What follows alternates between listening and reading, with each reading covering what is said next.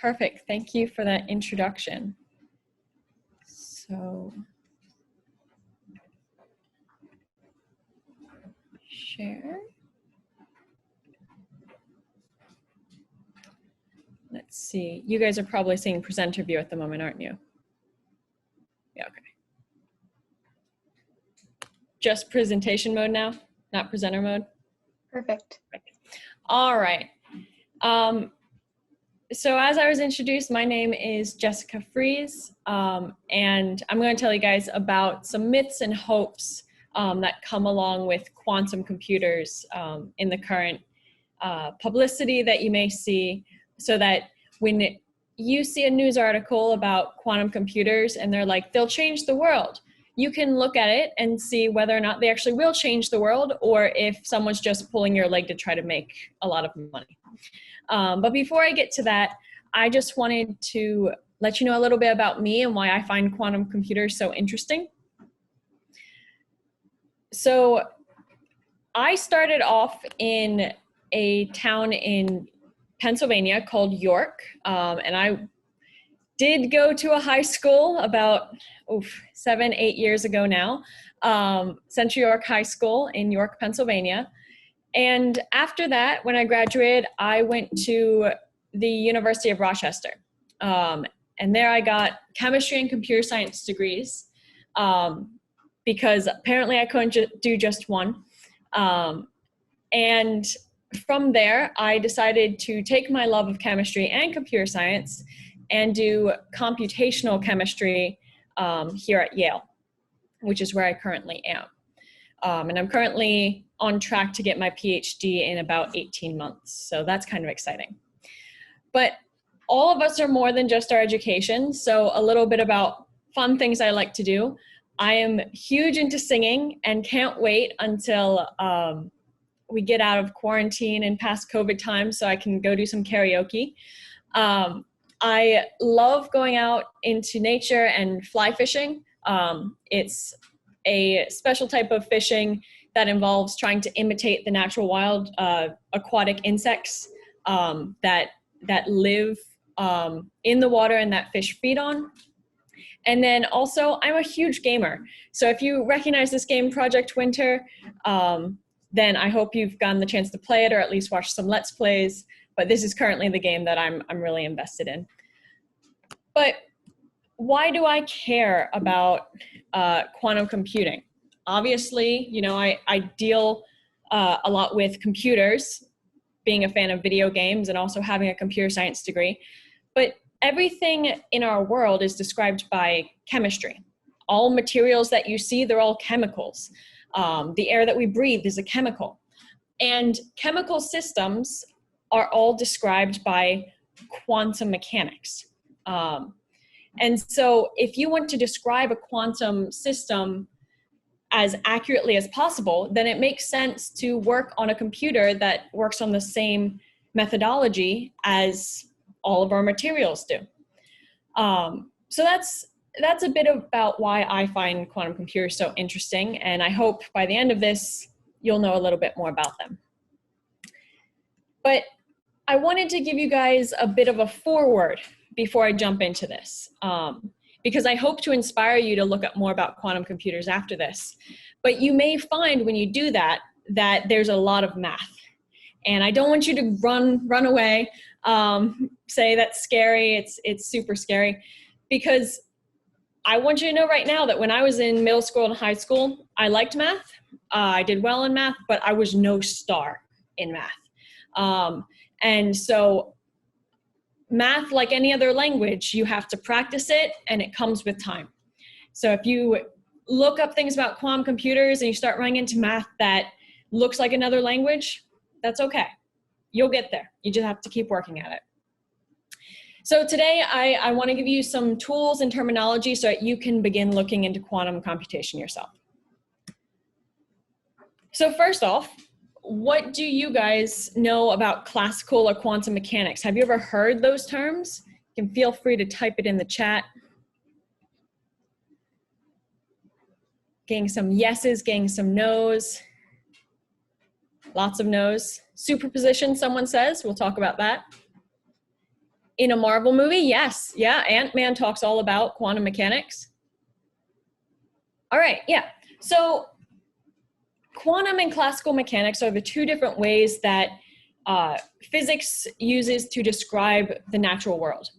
And the way that we break between quantum and classical mechanics is really based on the size of the object that you're talking about, at least in a simplistic view. So if I wanted to describe, if I was this cave person right here, and I wanted to describe how fast I needed or how hard I needed to throw this spear in order to hit that dinosaur at a certain distance, then classical mechanics is the type of physics that I would use to describe how hard to throw that spear and in what direction. If I wanted, however, to describe how this atom sitting in a well was going to move, right now it just looks like a ball, and if it was just a ball, then we would use classical mechanics. But if it was an atom, because atoms are so small, you can't even see them usually with a lot of microscopes, then we would have to use quantum mechanics. And I'll get into what the difference is about those two in a second. But the big important aspect I want you to take from what's the difference between quantum and classical mechanics is quantum mechanics deals with very small things and classical mechanics deals with very big things. So what's the difference between quantum and classical? Well, I like to think of the difference in terms of a coin. So let's say that we have this dinosaur coin right now. And this coin can have heads, where it's got the dinosaur skull, or tails, where it's got the dinosaur footprints. This is the same thing as talking about a computer. Computers speak to each other using bits, which can take the values of 0 or 1. If you're not familiar with computers, you can think about the coin. If you're familiar with computers, you can think about the bits. But in either case, if I were to flip a coin, then the coin is, in classical mechanics, is going to land on either heads or tails. It can only land on one of them. But if I was going to deal with a quantum coin or a qubit, then I have a third option. The coin, when I flip it, can land on heads, tails, or it can take the state of what we call a superposition, which I'm depicting here as a spinning coin. And the reason I depict it as a spinning coin is because it's like it's both heads and tails at the same time. So if you need a mental image of what is superposition, think of a coin spinning, and it's heads and tails at the same time. Now, quantum has another difference that brings a lot of utility to to using it in computers. So it has superposition, but it also has entanglement. So entanglement is this idea that if I have two coins, so two coins, coin 1, coin 2, and I put a string between them, which I'm going to call entanglement, then if I applied a transformation, where the transformation could be anything, it could be keeping the heads coin as a heads coin, it could be taking the heads coin and turning it to a tails coin, then I'm going to find that when I transform one of these coins, it's also going to have an impact on the other coin because they are connected by this string known as entanglement. So let me just go through that again, because it's kind of a weird topic if you've never been exposed to it. I have two coins, coin 1, coin 2. They are connected through entanglement. If I send one of them through a gate, only one, so only coin 1 is going through this gate, and this gate is saying, okay, I'm going to take whatever coin comes through and I'm going to flip it. If it was a heads, it's going to tails. If it was a tails, it's going to a heads. Then when I send coin 1 through this gate, this not gate, which is what we would call it, this coin 1 is going to become a tails. But because it's still connected throughout this entire process to coin 2 is also going to become a tails, even though I never sent coin 2 through the gate. So that's entanglement. So classical and quantum computers have have some different features between them. Quantum computers can have qubits, which take the values of 0, 1, or a superposition of 0 and 1. Classical computers have bits, which take the states of 0 and 1. And then quantum computers also have this string that you can attach between qubits or between coins called entanglement. Now, I just wanted to take a little aside to tell you guys that computers can come in all different types of forms. And if you look in the literature, or not the literature, if you look at the newspapers or press releases or anything, you'll probably see that there are multiple types of quantum computers that get talked about. There are optical quantum computers, like this optics table up here in the blue. There are ion trap quantum computers, which is this purplish looking one. And there are superconducting quantum computers, which is this chandelier looking one.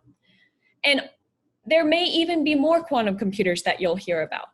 There are many ways to implement a quantum computer. And similarly, there are many ways to implement a classical computer. We most commonly know the computers that you guys are all looking at me through right now, just these basic type of laptops.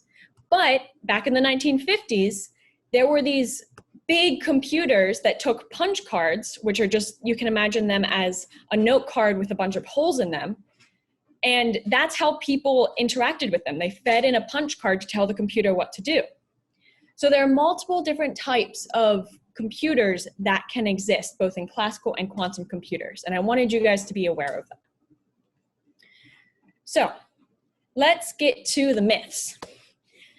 So we're going to talk about two myths today. The first one being that quantum computers are going to make classical computers obsolete by solving every problem faster and cheaper.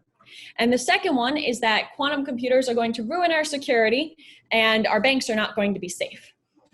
So let's start with that first one.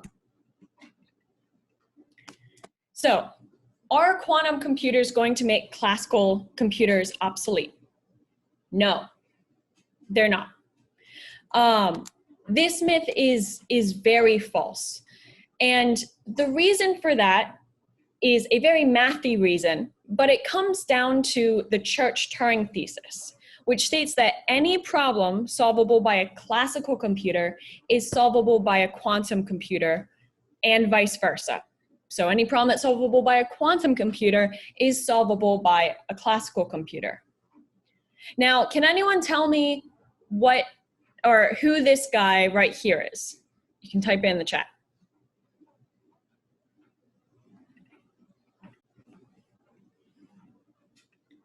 No idea, no one knows who this guy is, no one's seen Imitation. Sherlock, yep, Benedict Cumberbatch. But who is Benedict Cumberbatch or Doctor Strange playing in that movie? Does anyone know?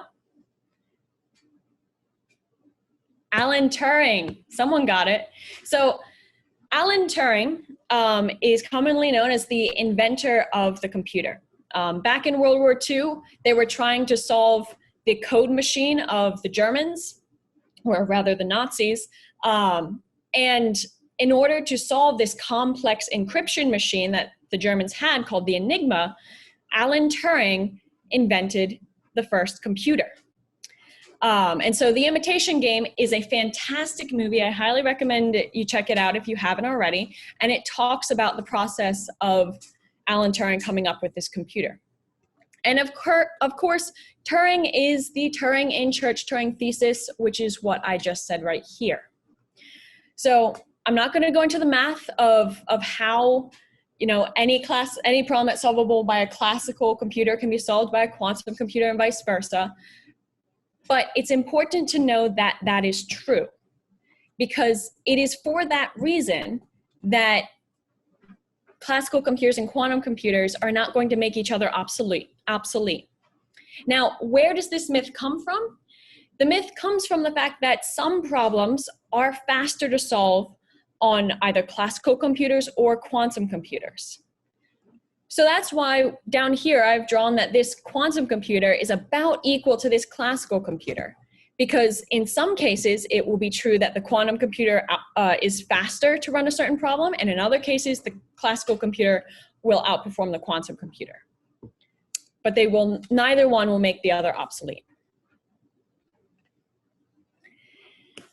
But let's talk a little bit about some of the limitations and strengths that quantum computers can have. So the first biggest limitation that a quantum computer can have is that it falls prey to something called the no cloning theorem.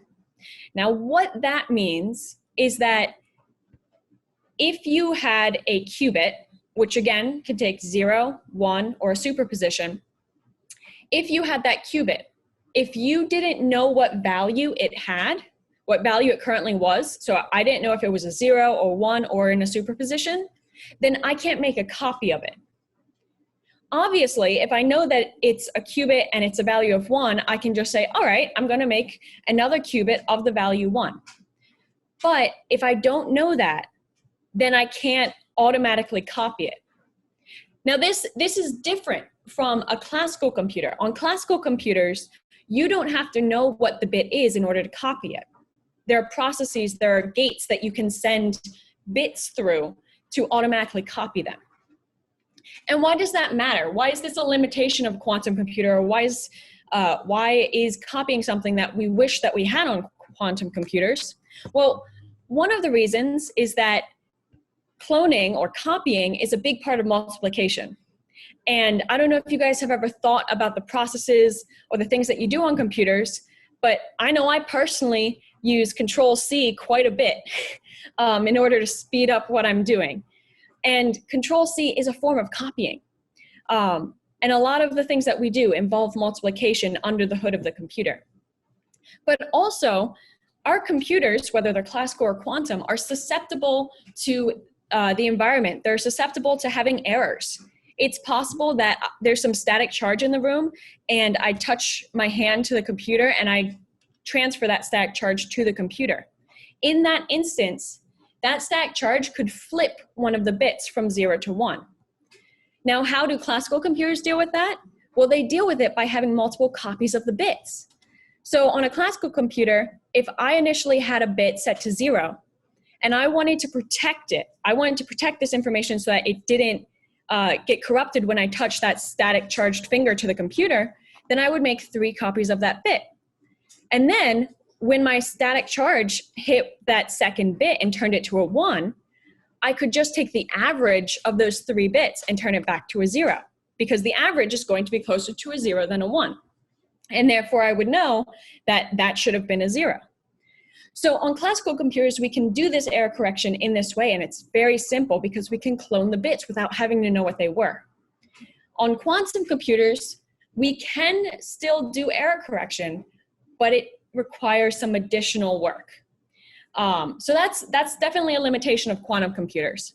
And another limitation that quantum computers have is that they are very sensitive to the environment. A lot of quantum computers require that they are cooled down to very, very low temperatures, well below freezing, so that when you have these superpositions, which as I'll get into can give you a lot of power, they don't fall apart. You don't have your penny that's spinning and it falls over. Because if your penny that's spinning falls over, then all of a sudden you don't have the power of a spinning penny anymore.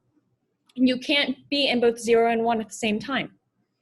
So quantum computers both fall prey to the no cloning theorem and also the fact that it's very easy to collapse them if the environment interacts with the quantum computer.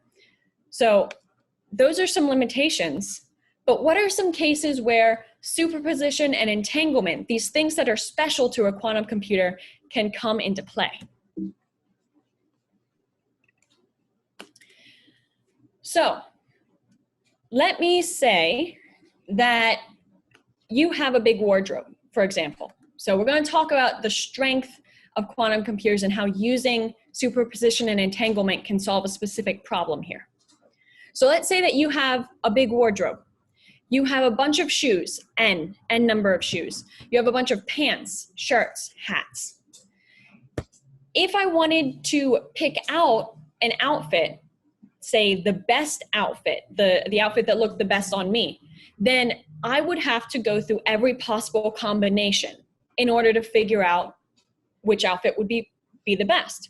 On a classical computer, that is what you would have to do. And if I had n shoes n pants, n shirts, and n hats, then the number of different combinations of these clothing articles that I could have is n to the fourth, right? Because I have n options for shoes, so I pick one.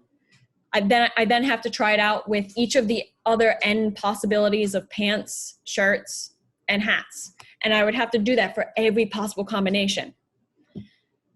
That's a lot. N to the fourth grows very, very quickly. But if I was using a quantum computer, then there's a way that I could do this that only requires n squared operations. Now let's think about this really quick. If you have n equaling 1, meaning I only have one shoe, one pant, one shirt, one hat, then n to the fourth and n squared both equal 1, no biggie. All right, now let's do it really quickly with 2. Okay, 2 to the fourth is going to be 2, 4, 8, 16. 2 to the second is going to be 2, 4. So already, just by having 2 options for each of these articles of clothing, on a quantum computer, I only have to look at 4 options, or rather take 4 steps to figure out what my best clothing set is. Whereas on a classical computer, I would have to take 16 different options that I'd have to look through. And it's going to keep expanding very quickly as the number of each of these articles of clothing goes up, as your n increases. So this algorithm that we would use on the quantum computer is going to use superposition. It's also going to use entanglement. And this algorithm is called Grover's algorithm. And when you guys go into the breakout room, you guys are going to look at how to make a circuit, which is what computers are built on, using superposition and entanglement. You're not going to build Grover's algorithm in your breakout room. That would take a little too long. But you're going to look at using superposition and entanglement. Now let's look at one other strength.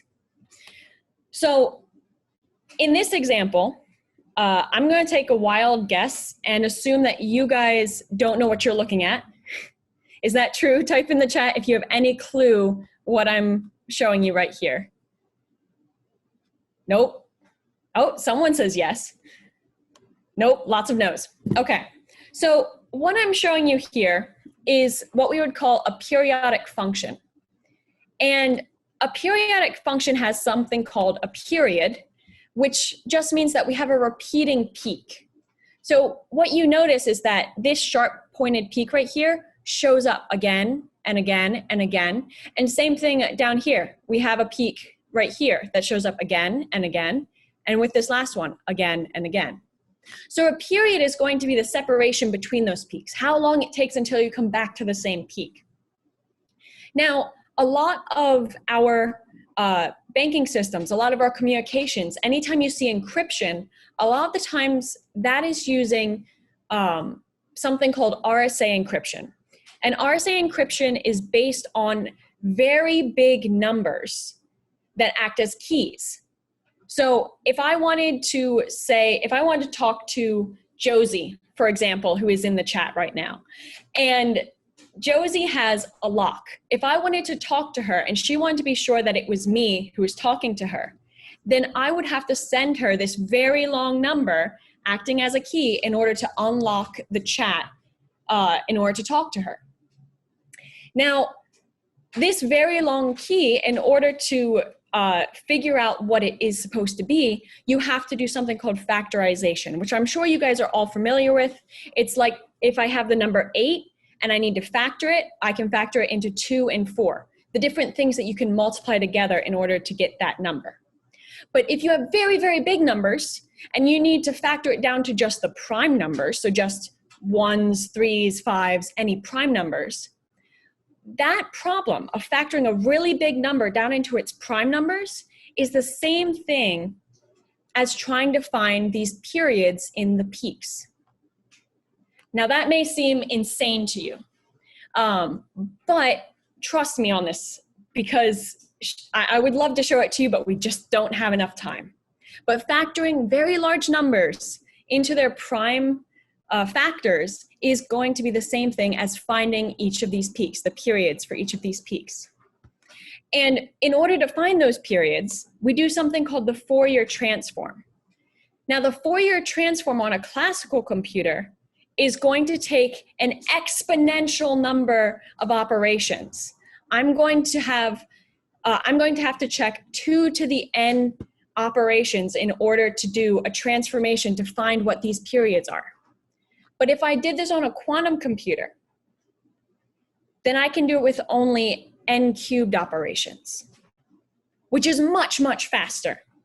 And if you don't believe me, find a graphing calculator, type into it n cubed, and type into it 2 to the n, and see how 2 to the n goes skyrocketing so much faster than n cubed does. So the way that Shor's algorithm works is by using this thing called a quantum Fourier transform, which requires the use of superpositions. If we didn't have superpositions, we would not be able to do the quantum Fourier transform. So that is a benefit of superpositions for Shor's algorithm for solving these very, very big numbers, for factoring them. And like I said, these are RSA keys, these super big numbers, are how most of our encryption works. However, we're coming back to that second myth that I talked about. Are quantum computers going to ruin the security of our current encryption algorithms? And then our banks won't be safe. Our money's not safe in the banks. Well, no, your money's safe in the banks. That myth's origination comes from that very same Shor's algorithm that I was just talking about, where you're trying to find the periods. Because quantum computers can find the periods so much faster, it would make decrypting those keys that we used for security so much easier to decrypt. But quantum proof algorithms were being developed 30 years ago. We were already planning for quantum computers to come into reality 30 years ago, and banks began implementing quantum proof algorithms 10 years ago. So if you ever get concerned that your banks aren't going to be safe because of quantum computers, don't. There are many, many different encryption methods besides RSA. And banks have already started encrypting these, using these quantum proof encryptions. So, almost through all of this. What are some hopes? We've talked about the myths. We don't have to worry about our banks not being safe. We don't have to worry that classical computers, these wondrous machines, these rocks that we have in front of us that we taught to think, are going to go out the window. They're not. But there is a lot of hope for quantum computers. People in industry and academia and media, everyone is interested. The reason I'm giving you this talk about how to look at these different myths that you'll see talked about in the press is because everyone is so interested in it, and people are publishing before they think about what they're publishing. But everyone is super excited. To give you a little bit of proof of that, back in 1998, the first quantum computers were just 2 qubits. Now, less than 20 years from then, or about 20 years from then, we're at 128 qubits. And you see that this function is increasing. So quantum computers are getting more and more complex by the year. We're also seeing a huge number of publications. So academia is working really, really hard on the topic of quantum computers. And we're seeing that our quantum algorithms are taking fewer and fewer qubits because people are trying to figure out new ways to use quantum computers. So let me leave you with one final myth that is still being brewed in the back of people's heads, and that you should be ready for when it hits the news. Will quantum computers be in our pockets in 20 years? People care about this because they want to invest in quantum technologies. They want to know if they can start making money if they invest in a quantum computer company. Well, the answer is really, no one knows. Technology goes through these phases, and this is true of all technologies, not just quantum computers. where initially someone comes up with an idea and people invest a lot of money into it. And you have this giant boom in the use of the technology. And then you see that people stop having such great ideas and it kind of fades for a little bit. And then all of a sudden someone gets a new idea of how to use the technology and the excitement ramps back up again. And you keep going on this sinusoidal pattern until you reach the point where you just have a usable technology that is ever present, like these computers. Or the technology could die off and people could say, well, it's not worth the trouble. And the answer is, no one knows. I showed you, people are very interested in it, but we'll have to see if we have quantum computers in our pockets in 20 years. If you have any questions, feel free to put them in the chat. Thank you so much for a great presentation, Jessica.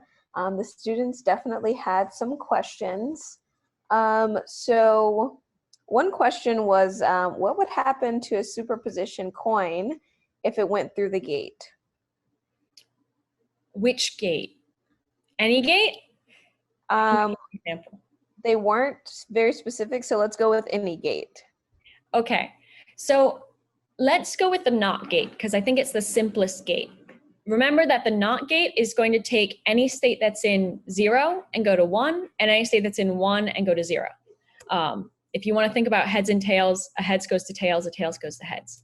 If something was in superposition, then what it would do if it goes through the NOT gate is it would flip its probabilities. So let's say that in this superposition of heads and tails, you had a 25% chance of being heads and you had a 75% chance of being a tails. If you went through a NOT gate, then it would make it it would make it 75% chance of being heads and 25% chance of being tails. So it's going to flip, it's going to apply the opposite of whatever the state was. A follow-up to that one, we just got another question. What about an H gate? What would happen there? So yeah, that's a great question. So a Hadamard gate or an H gate is the gate that takes you to a superposition. So if you're already in a superposition and you apply another H gate, you send that superposition through the H gate, then you're going to go back to whatever the state was before. So if I had a 0, like the state was or I'll go with the heads example. If I had a heads, put it into a superposition of heads and tails, and then applied another Hadamard gate, it would go back to a heads. Thanks, Jessica. We had another question from the breakout rooms. How are superposition states observed? Ooh, okay, so that's a really good question. So in quantum computers and quantum mechanics, you can't really observe a superposition state. You have to do this thing called a measurement. So in a very simplistic way, you can imagine that a superposition state is just a state that has probabilities of ending up in any of the given possibilities that it could be. And when you would apply a measurement, which is what you have to do to see what that qubit actually is, it's going to collapse down into one of those states. So it's kind of like in a quantum computer, imagine that you can see the heads coin or the tails coin, but you can never actually see the spinning coin and what it actually is. Looking at that coin would make it fall over into either heads or tails. Awesome. We have another question about Shor's algorithm. Is Shor's algorithm like a heart rate monitor where there are spikes in the heartbeats? So Shor's algorithm could be used to find the periods in a heart rate. So if you have the beats and they're even and they have sort of like a period, a constant period between them, then you could use Shor's algorithm to find what that period is, to find what that time is between your different heartbeats. But it's not the heartbeat monitor itself. Great. We have another question. How are superposition and entanglement initiated? Great question. Okay, so superposition, so there are many different ways to do this. Like I said, there are many different types of computers, so there are many different ways you can get into superposition or entanglement. But regardless of what type of computer you're doing it with, you can use a Hadamard gate to get to superposition, And an entanglement, an example of how you can get to entanglement would be using a C NOT gate, which is a controlled NOT gate. Imagine it's just the NOT gate, but dependent on the value of the second bit, which we would call the control bit, if that second bit is a 1, then it will flip the value of that first bit. So the way you get to any entangled gate is you have to make it so that the 2 bits are dependent on each other. So you can't just have the 2 parallel lines never interacting in the circuit. They have to be related to each other somehow. Awesome. Another question, you had talked about 3 different types of quantum computers. Could you just talk a little bit about each one? The students were pretty curious about that. Okay, so optical computers or optical quantum computers are essentially a big laser table. So if you guys have never seen a laser table, it's super cool. Before I did this, I actually worked with laser tables all the time. But imagine that you have a laser pointer and you have it go through a bunch of different mirrors, which will redirect it along this table. Redirecting that beam in certain ways allows you to manipulate the light in ways that mimic gates. So if we wanted to implement the NOT gate, there are ways that you could move the light so that you would change it and make it, there are ways that you can send light through a NOT gate and flip what we would call its phase, for example, or you could flip its polarity or something like that. It's essentially lasers going through mirrors. Another type that I talked about was ion trap computers. I would suggest looking up a lot more about those because they're really fascinating. But ions, if you're not familiar with that term, is just a charged particle. So it's like that static charge I was talking about having on my hands earlier. Static charge, it's charged, right? It can have a positive or a negative charge. And if you trap that charge, you can, again, manipulate it in ways that mimic these gates. And then the last one that I talked about was a superconducting quantum computer, which uses the properties of superconducting metals, cooled down to very, very, very small very, very, very negative temperatures in order to, again, manipulate some aspect of them, the charges that are within them, to mimic gates. Awesome. And we have one last question, and this comes from the breakout rooms. Why are quantum computers so hard to make? I would say the best way to describe that is that they are so sensitive to the environment. The aspects that make quantum computers really powerful for some problems involve that superposition and entanglement. And in order to keep those, the superposition and entanglement coherent is the term we would use. Another term would be similar to the coin not falling over. If we want to keep that coin from not falling over, we have to keep them very cool. We have to keep them shielded from the environment. Because like I said, just looking at something is enough to make the superposition coin fall over. So if you want to have a quantum computer, then you have to spend a lot of money to shield it from all of the environment so that you can keep those superpositions, which are so useful. Awesome. Thank you so much, Jessica. We really appreciate you giving this awesome talk.